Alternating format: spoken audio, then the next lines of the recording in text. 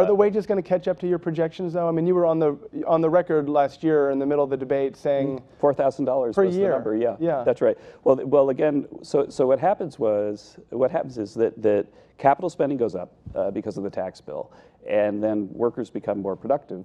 And then firms have to pay them a higher wage because they're more productive because they have better machines to work with. And the example I used in the fall, which is still what I always think of, is that when I ran a lawnmower business when I was a kid, I got a self-propelled mower, and it made me more productive. Same, yeah. Right? Right. And it really fundamentally changed my ability to mow lawns because I'd be so tired because pushing that thing without the self-propelled.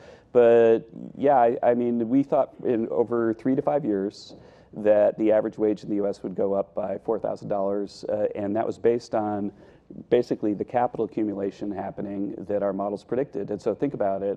I just mentioned that the first quarter capital spending number came in precisely on expectation, and so we are on the path to get that extra money. But the thing that surprised me is how many firms looking ahead to a tight job market and a lot of higher productivity have increased wages already.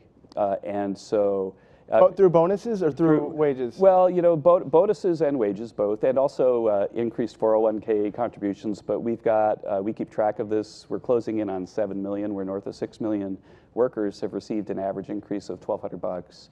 But some of those people in the database have already gotten the 4,000. And to put the 4,000 in perspective, Walmart increased the minimum wage by $2 an hour, and if a full-time worker gets a higher wage by $2 an hour, then that's pretty close. It's getting up into the high 3,000s. It's, so let's just say it's getting closer to 4,000. And if the lowest paid guy at Walmart is already this year getting something that's, you know, within hailing frequencies of the $4,000, then it makes the $4,000 number seem pretty reasonable, right? And so, but during the tax debate, when our analysis, which again was just math and data, was saying the 4,000 number, then you would have thought that it was a crime against humanity to assert such a thing. But the fact that the lowest paid guy at Walmart is almost getting that in the first year, when we said it'd be 3 to 5 years, it suggests that the thing's working. Do you expect the companies that offered those bonuses right out of the gate to offer bonuses again? Because clearly those companies are going to get recurrent tax cuts.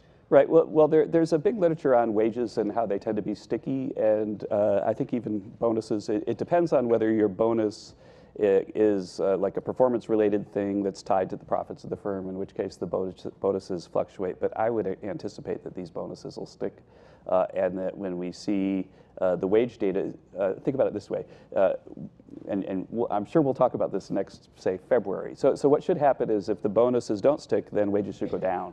Right? Because they got an extra $1,200 this year, but then they don't get it next year. But I predict that wages will not decline next year, that they'll go up probably nominally 5%, something like that. And so the data, what I'm seeing in the capital spending. The data you're seeing, I mean, it looks like the data shows that wages are increasing at about the same rate they did before the tax law passed. That's incorrect. Okay. Actually. Yeah, I had just recently tweeted a chart about this, but the employment cost index, which I think it's a measure of nominal wage increases, which it turns out that labor economists don't want you to adjust for inflation because you've got the nominal wage measure is noisy and the inflation measure is noisy. And so if you take two noisy things and divide them, then it's even more noisy. And so to look at what's going on in the labor market, it's pretty widely accepted. You should look at nominal wage growth with the employment cost index, which is, I remember when I worked at the Fed, it was Alan Greenspan's favorite measure of this.